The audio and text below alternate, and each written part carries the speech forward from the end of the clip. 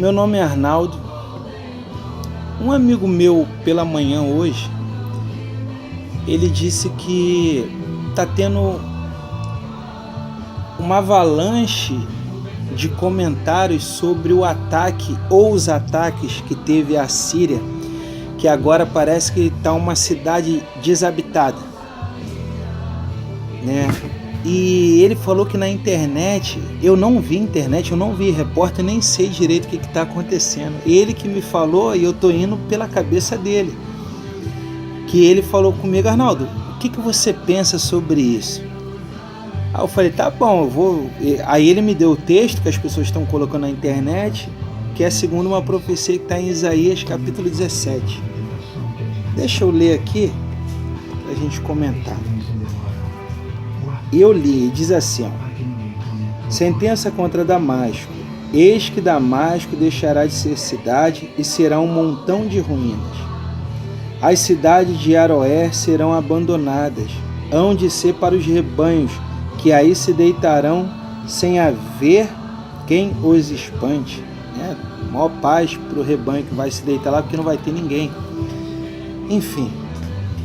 E quando eu li isso daqui, eu falei: vamos entender qual o motivo da destruição da cidade. E quando você vai para o verso 7, você vai entender. Deus, ele é um Deus que ele pede para nós sermos racional. Então a gente entende que ele é racional, que ele faz alguma coisa, mas ele explica para a gente o motivo.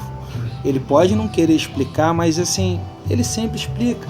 Existe um motivo. E quando a gente vai para o motivo, está aqui no verso 7, olha o que diz. Naquele dia, olharão os homens para o seu Criador, e os seus olhos atentarão para o Santo de Israel. E não olhará para os altares, obra de suas mãos, nem atentará para o que fizeram seus dedos, nem para os postes ídolos, nem para os altares de incenso.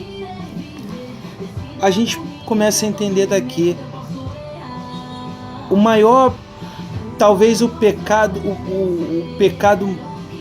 que o Senhor mais abominava das nações é eles trocarem o verdadeiro Deus por deuses. O único Deus ser trocado por vários deuses. Quando você vai para Jeremias capítulo 2, a partir do verso 11, você vai ver o próprio Deus indignado com o povo. Ele chega a elogiar as outras nações. Ele diz assim, ó: vocês já viram as outras nações? Vê se eles trocam os deuses deles. E olha que nem é Deus. Mas vocês trocaram a fonte de água por uma cisterna rota, que não retém água, uma cisterna rachada. Sabe?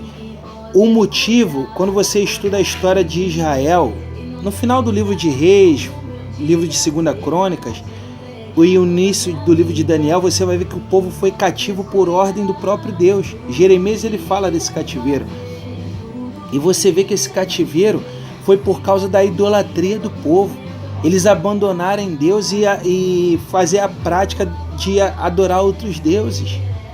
Deus ficou indignado com isso e colocou o povo em cativeiro. É interessante, eu tenho uma versão aqui da Bíblia de Jerusalém, é uma Bíblia católica, mas fala um negócio sobre idolatria numa versão muito interessante. Olha o que diz o terceiro mandamento, que está em Êxodo 20, dos 10 mandamentos, mas o terceiro mandamento diz assim, ó: não se prostrará diante desses deuses, nem os servirá, porque eu, Yahvé, teu Deus, sou um Deus ciumento. E continua aqui, diz assim, que punha a iniquidade dos pais sobre os filhos. Enfim, essa versão é o que diz no original, que Deus, em outra versão vai dizer que Deus é um Deus zeloso, mas aqui fala um Deus ciumento. Deus, ele não aceita ser trocado por outros deuses. Esse foi o motivo da destruição de Damasco. E ele falou que ia chamar a atenção do povo para eles largarem aquilo que os próprios dedos deles fizeram. Eles estavam em práticas idólatras. Ele está chamando a atenção para os outros povos. Ah, Arnaldo, mas tem que matar? Irmãos, imagine quando você monta boneco de Lego, boneco de massinha. Para Deus, uma pessoa morrer ou não, Deus ele pode fazer ressuscitar, assim como a gente pode reconstruir um boneco. Deus tem poder. Sabe, irmãos, só que o que eu queria que os irmãos atentassem é o pano de fundo que está se formando toda essa situação, toda essa violência, todo esse caos. Pronto, pus carregar o celular que estava descarregando. Mas continuando o assunto, eu só queria que os irmãos entendessem o pano de fundo que está se tornando isso. Quando a gente vai para a carta de Mateus, capítulo 24, e esse é um texto profético, que é Jesus falando o que antecederia na sua volta. Olha o que diz no verso 6. Haverão de ouvir falar sobre guerras e rumores de guerra. Cuidado para não vos alarmardes.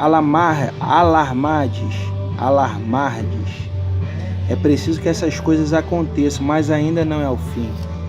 Então ele está falando que quando a gente ficar ouvindo falar de guerras e rumores de guerra, para a gente não ficar desesperado que não é o fim. Tu vê que a Bíblia fala uma coisa, mas a nossa reação é diferente do que a Bíblia fala, porque é natural a gente ver essas situações e alguns sensacionalistas começam a falar um negócio, outro falar outro, mas a palavra de Deus fica tranquilo. Isso daí não é o fim não, isso daí ainda tem muito tempo ainda. O perigo, irmãos, é quando a gente vê escrito no livro de Tessalonicenses, falando ainda desses assuntos aqui, de final do tempo.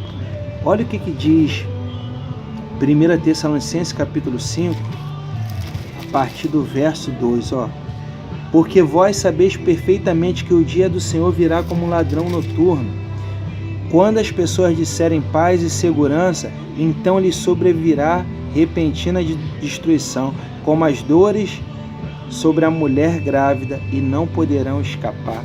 Sabe, irmãos, o perigo não é quando a gente vê esses assuntos sobre guerras e rumores de guerra. O pior é quando a gente ouvir falar de paz e segurança. Aí a gente deve ficar preocupado. Mas no mesmo livro de Tessalonicenses capítulo 2, ele vai falar que a gente não está em trevas para que esse dia pegue a gente de surpresa. Então a gente não fica temeroso a esse dia. A gente sabe que esse dia vai vir um dia. Vai acontecer. E o que a gente pode fazer é o seguinte: é aceitar Jesus. Aproveita esses momentos, reflita um pouco e aceita Cristo.